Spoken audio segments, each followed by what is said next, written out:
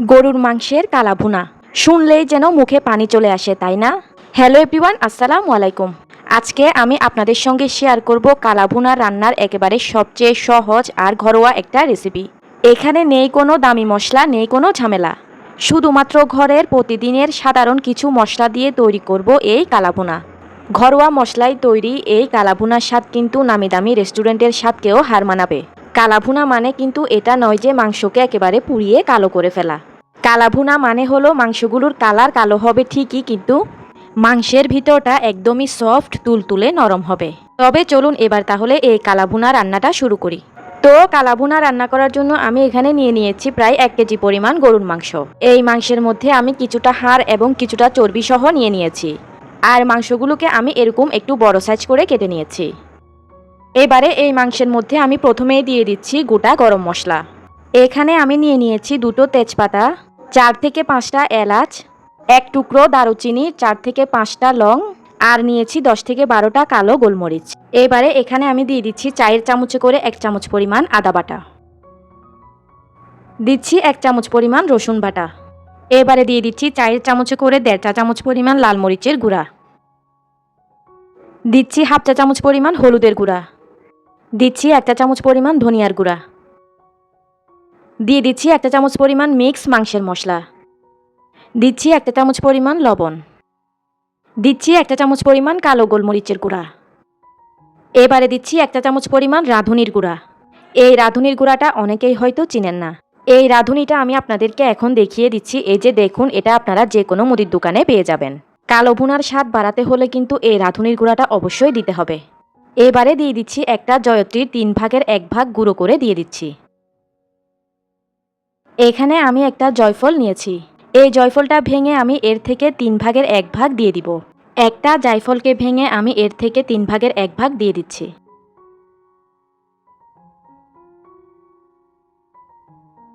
দিচ্ছি 1/2 কাপ পেঁয়াজ কুচি। এখন দিয়ে দিচ্ছি 1/2 কাপ পেঁয়াজ বেরেস্তা। পেঁয়াজ ভেজে নেওয়ার পর যে তেলটা বেঁচে গিয়েছিল সেই তেলটা এখানে আমি 1/2 কাপ পরিমাণ দিয়ে দিচ্ছি। এগুলো কিন্তু পেঁয়াজ ভেজে নেওয়া সয়াবিন তেল। এবারে আমি হাতের সাহায্যে সব কিছুকে খুব ভালো করে একেবারে সময় নিয়ে মাখিয়ে নিব। এই মাখিয়ে নেওয়ার কাজটা খুব ভালো করে সময় নিয়ে করতে হবে। এমনভাবে মাখিয়ে নিতে হবে যেন সবগুলো তেল মশলা মাংসের সাথে ভালোভাবে লেগে যায়। এই মাখিয়ে নেওয়ার উপরেও কিন্তু কালাভুনার স্বাদ অনেকাংশেই নির্ভর করে। তাই এ পর্যায়ে চেষ্টা করতে হবে খুব ভালো করে একেবারে সময় নিয়ে সব কিছুকে মাখিয়ে নিতে। এখন কিন্তু আমি মাংসগুলোকে সময় নিয়ে খুব ভালো করে মাখিয়ে নিয়েছি। এবারে এই মাংসগুলোকে আমি চুলায় বসিয়ে দিব। দেখতেই পাচ্ছেন এখন কিন্তু আমি মাংসগুলোকে চুলায় বসিয়ে দিয়েছি।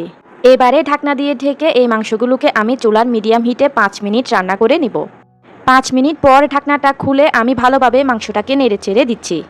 মশলার সঙ্গে যেন প্রতিটি মাংসের টুকরো ভালোভাবে মেশানো হয়। এই কষানোর সময়টা কিন্তু কালো ভুনার মূল স্টেপ। মাংস এ পর্যায়ে যত ভালো কষানো হবে মাংসের কালার ততই কালো হবে, আর স্বাদ হবে দারুণ। মশলা কষাতে কষাতেই যখন এরকম তেল ছেড়ে দিবে তখন আবারও ঢাকনা দিয়ে ঢেকে একেবারে হাই হিটে আরও 5 মিনিট রান্না করে নিব। 5 মিনিট পর আবারও ঢাকনা খুলে সব কিছু খুব ভালো করে নেড়েচেড়ে মিশিয়ে নিচ্ছি। ভিউয়ার্স, ভিডিওর মাঝখানে একটা অনুরোধ করে নিচ্ছি। আমার রেসিপিগুলো যদি আপনাদের ভালো লেগে থাকে তাহলে কিন্তু ভিডিওতে অবশ্যই একটা লাইক দিয়ে দিবেন। এই ভিডিওটি অবশ্যই আপনাদের ফ্রেন্ডস অ্যান্ড ফ্যামিলির মাঝে বেশি বেশি শেয়ার করে দিবেন। এবারে ঢাকনা দিয়ে ঢেকে মিডিয়াম আঁচে আরও 20 মিনিট রান্না করে নিব। 20 মিনিট মিডিয়াম হিটে রান্না করার পর কিন্তু এ পর্যায়ে মাংসগুলো খুব ভালো করে কষিয়ে নেওয়া হয়ে গিয়েছে। এ পর্যায়ে যদি আপনাদের মাংস থেকে অনেক বেশি পরিমাণে পানি ছেড়ে দেয় তাহলে কিন্তু এখানে এ পর্যায়ে কোনো পানি অ্যাড করার দরকার নেই। যেহেতু আমার এই মাংসের মধ্যে পানিগুলো টেনে গিয়ে মাংসগুলো একটু ঘন হয়ে গিয়েছে, তাই এ পর্যায়ে এই মাংসের মধ্যে আমি দিয়ে দিব মেজারমেন্ট কাপের 1 কাপ পরিমাণ ফুটন্ত গরম পানি। এই পানি দেওয়াটা কিন্তু অবশ্যই গরম পানি হতে হবে। এই 1 কাপ পরিমাণ পানি দেওয়ার কারণে কিন্তু মাংসগুলো খুব ভালোভাবে এই পর্যায়ে সিদ্ধ হয়ে যাবে। এই কালাভুনা রান্না করার সময় কিন্তু পানির পরিমাণটা কোনোভাবেই বেশি দেওয়া যায় না। মাংসের থেকে যদি যথেষ্ট পরিমাণ পানি বের হয়ে যায় তাহলে কিন্তু আর এক্সট্রা করে কোনো পানি দেওয়ার প্রয়োজন নেই। এখন আমি আবারও ঢাকনা দিয়ে ঢেকে মাংসটাকে মিডিয়াম আঁচে রান্না করে নিব পুরো 45 মিনিট। এই 45 মিনিটের মাঝেই কিন্তু মাংসটা খুব ভালো করে সিদ্ধ হয়ে যাবে। আর 45 মিনিটের মাঝে মাঝে কিন্তু ঢাকনা খুলে মাংসটাকে একটু নেড়েচেড়ে দিতে হবে। তো আমি ফিরে এলাম 45 মিনিট পর। এখন কিন্তু মাংসের পানিগুলো অনেকটাই টেনে গিয়েছে আর মাংসগুলো কিন্তু এ পর্যায়ে ভালোভাবে সিদ্ধ হয়ে গিয়েছে। এখন আবারও ভালোভাবে মাংসটাকে নেড়েচেড়ে মিশিয়ে নিচ্ছি। এই পর্যায়ে কিন্তু মাংসের মধ্যে দেয়া তেলগুলোও কিন্তু উপরে উঠে এসেছে।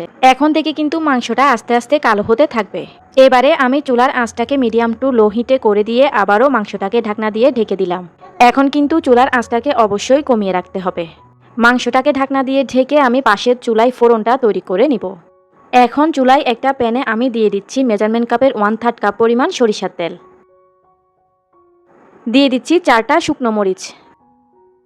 একটা পেঁয়াজের অর্ধেকটা আমি এরকম একটু বড় সাইজ করে কেটে দিয়ে দিচ্ছি। 3-4টা রসুনের কোয়াকে আমি এরকম কুচি কুচি করে কেটে নিয়েছি। এবারে এই রসুন কুচিগুলোকেও আমি এই তেলের মধ্যে দিয়ে দিলাম। এবারে এই সব কিছুকে একটু হালকা বাদামি করে ভেজে তারপর এই ফোড়নটাকে আমি চুলা থেকে নামিয়ে নিব। পেঁয়াজ আর রসুনটা হালকা বাদামি করে ভেজে নেওয়া হয়ে গিয়েছে। এবার আমি এই ফোড়নটাকে চুলা থেকে নামিয়ে নিচ্ছি। এবারে আমি ঢাকনা খুলে মাংসের উপর এই ফোড়নটাকে দিয়ে দিচ্ছি। ফোড়নটা দিয়ে দেওয়ার পর আমি সাথে সাথে ঢাকনা দিয়ে ঢেকে দিব। ফোড়নটা দিয়ে আমি কিন্তু মাংসগুলোকে কোনো প্রকার নেড়েচেড়ে দিব না। ফোড়নটা দিয়ে দেওয়ার পর এই অবস্থায় ঢাকনা দিয়ে ঢেকে আরও 5 মিনিটের জন্য অপেক্ষা করব। 5 মিনিট পর আমি ঢাকনাটা খুলে নিলাম।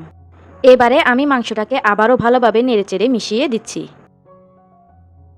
মাংসটাকে ভালোভাবে নেড়েচেড়ে মিশিয়ে দিয়ে এখন আমি দিয়ে দিব 1/2 চা চামচ পরিমাণ রাঁধুনির গুঁড়া। দিয়ে দিব 1/2 চা চামচ পরিমাণ গরম মশলার গুঁড়া। একটা পেঁয়াজের যে বাকি অর্ধেকটা পরিমাণ পেঁয়াজ কিউব করে কাটা রয়ে গিয়েছিল সেগুলোকে এ পর্যায়ে আমি দিয়ে দিলাম। এখন সব কিছুকে ভালোভাবে নেড়েচেড়ে মিশিয়ে দিচ্ছি। এ পর্যায়ে কিন্তু দেখতেই পাচ্ছেন মাংসের কালারটা কিন্তু অনেকটাই চেঞ্জ হয়ে গিয়েছে।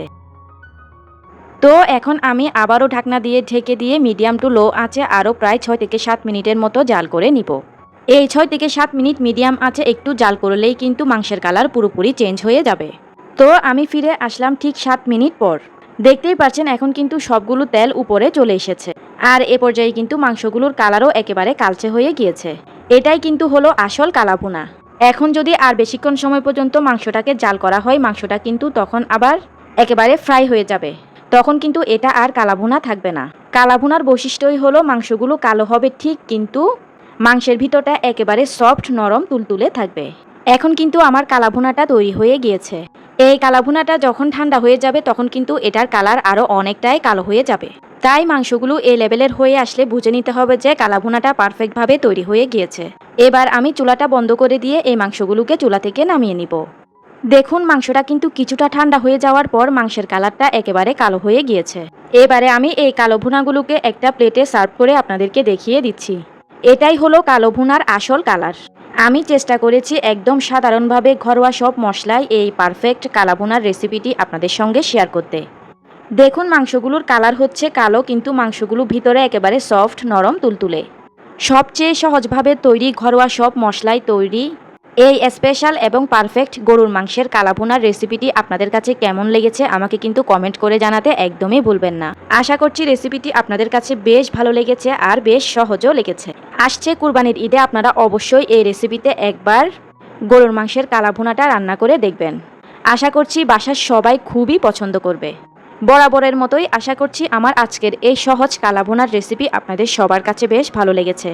এতক্ষণ সঙ্গে থাকার জন্য সবাইকে অসংখ্য ধন্যবাদ জানিয়ে আমি তাহলে আজকের মতো এখানেই বিদায় নিয়ে নিচ্ছি। আল্লাহ হাফেজ।